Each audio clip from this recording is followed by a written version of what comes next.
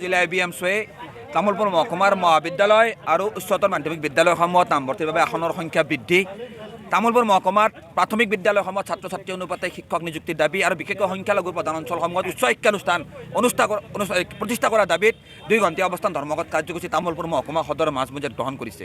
এই কাৰ্যসূচীত আমি তামুলপুৰ জিলা ABMSUৰ সৈতে কেন্দ্ৰীয় ABMSUৰ প্ৰতিনিধি দলে আমি ইয়াত অংশগ্ৰহণ কৰিছোঁ। আপোনালোক আটাই দেখিছে যে তামুলপুৰ মহকুমাত আজিৰ তাৰিখত চৰকাৰে যি গ্ৰহণ কৰা বিকল্প মূল্যায়ন পদ্ধতিৰ কাৰণে এইবেলি উচ্চতৰ মাধ্যমিক আৰু বিশেষকৈ হাইস্কুল শিক্ষান্ত পৰীক্ষাত ছাত্ৰ ছাত্ৰী উত্তীৰ্ণ হাৰ বৃদ্ধি পাইছে, যাৰ ফলশ্ৰুতিত কিন্তু এই তামুলপুৰ মহকুমাত থকা যিখিনি মহাবিদ্যালয় উচ্চতৰ মাধ্যমিক বিদ্যালয় আছে সেই বিদ্যালয়সমূহত সীমিত আসনৰ কাৰণে নামভৰ্তিৰ ক্ষেত্ৰত বিভিন্ন জটিলতাৰ সৃষ্টি হৈছে, যাৰ পৰিপ্ৰেক্ষিতত কিন্তু আজিৰ তাৰিখলৈকেও কেইবা শতাধিক তামুলপুৰ মহকুমাৰ স্থানীয় ছাত্ৰ ছাত্ৰী নামভৰ্তি কৰিব পৰা নাই আৰু চৰকাৰে এতিয়ালৈকে কোনো ধৰণৰ বিকল্প ব্যৱস্থা কিন্তু ক্ষেত্ৰত স্থিতি কিন্তু স্পষ্ট কৰা নাই। ইতিমধ্যে আমি আজি কিছুদিন আগতে BTCৰ শিক্ষা বিভাগৰ সঞ্চালক ডাঙৰীয়াক আমি সাক্ষাৎ কৰিছিলোঁ, তেখেতক স্মাৰকপত্ৰ কেন্দ্ৰীয়ভাৱে আমি প্ৰদান কৰিছিলোঁ, কিন্তু এই স্মাৰকপত্ৰ প্ৰদান কৰাৰ পিছতো কিন্তু শিক্ষা বিভাগে কোনো ধৰণৰ ব্যৱস্থা গ্ৰহণ কৰা নাই, যাৰ ফলশ্ৰুতিত আমি জিলাই মহকুমাই আমি আন্দোলন কাৰ্যসূচী গ্ৰহণ কৰিবলৈ আৰম্ভ কৰিছোঁ। আজি প্ৰথম কাৰ্যসূচী তামুলপুৰ মহকুমাত গ্ৰহণ কৰিছোঁ।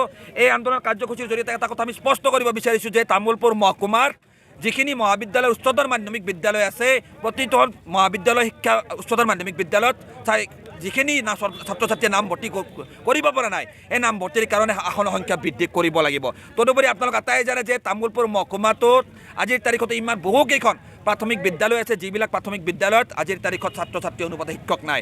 এই তামুলপুৰ মহকুমাৰ আশে পাশে এনেকুৱা প্ৰাথমিক বিদ্যালয় আছে যি বিদ্যালয়ত 300 জন ছাত্ৰ ছাত্ৰী আছে কিন্তু শিক্ষক আছে এজন, তেনেকুৱা প্ৰায় 22খন বিদ্যালয়ৰ তালিকা ছাত্ৰ ছাত্ৰীৰ সংখ্যা শিক্ষকৰ সংখ্যা আমি এই স্মাৰকপত্ৰত উল্লেখ কৰিছোঁ। অসমৰ মাননীয় শিক্ষামন্ত্ৰী ডাঙৰীয়ালৈ প্ৰেৰণ কৰিম, BTCৰ মুখ্য কাৰ্যবাহী সদস্য ডাঙৰীয়ালৈ প্ৰেৰণ কৰিম। আজি আপোনালোকৰ জৰিয়তে আমি দাবী জনাব বিচাৰিছোঁ, আজি 21 শতিকাত মানুহে মংগল গ্ৰহলৈ গৈ ঘৰ সজাৰ চেষ্টা কৰি আছে, কিন্তু আজি তামুলপুৰ মহকুমাৰ ৰাজপথত এই প্ৰখৰ ৰ'দত ছাত্ৰ ছাত্ৰীসকলে আমি আন্দোলন কৰিব লগা হৈছোঁ যে আমাক শিক্ষক লাগে।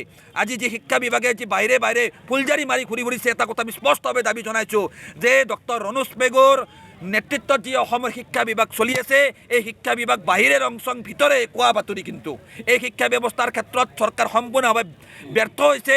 প্ৰাথমিক শিক্ষাৰ ক্ষেত্ৰত চৰকাৰে কোনো ধৰণৰ বিজ্ঞানসন্মত বাস্তৱসন্মত ব্যৱস্থা গ্ৰহণ কৰিব পৰা নাই। সেইকাৰণে আমি দাবী জনাইছোঁ যে যিমান ডাঙৰ কথা কৈছে এইবিলাক পিছত ক'ব, প্ৰথমে অসমৰ যি পয়া লগা অৱস্থাত থকা প্ৰাথমিক শিক্ষা ব্যৱস্থাটো উন্নয়নৰ ব্যৱস্থা কৰক, ছাত্ৰ ছাত্ৰী অনুপাতে শিক্ষক নিযুক্তিৰ ব্যৱস্থা কৰক, বিদ্যালয়ৰ আন্তঃগাঁথনি উন্নয়ন কৰক, চৰকাৰে গুণগত শিক্ষা প্ৰদান কৰাৰ ক্ষেত্ৰত ব্যৱস্থা গ্ৰহণ কৰক। চৰকাৰে এইখিনি কৰা নাই। আজি আপোনালোকে দেখিবলৈ পাব যি উচ্চ শিক্ষানুষ্ঠানৰ অভাৱ, যাৰ কাৰণে আৰ্থিক দিশৰ পশ্চাৎপদতাৰ কাৰণে ছাত্ৰ ছাত্ৰীসকলে আধাতে শিক্ষা সামৰিব লগা হৈছে। সেইকাৰণে প্ৰতিটো সংখ্যালঘু প্ৰধান অঞ্চলত উচ্চ শিক্ষানুষ্ঠান প্ৰতিষ্ঠা কৰিবলৈ আমি দাবী জনাইছোঁ।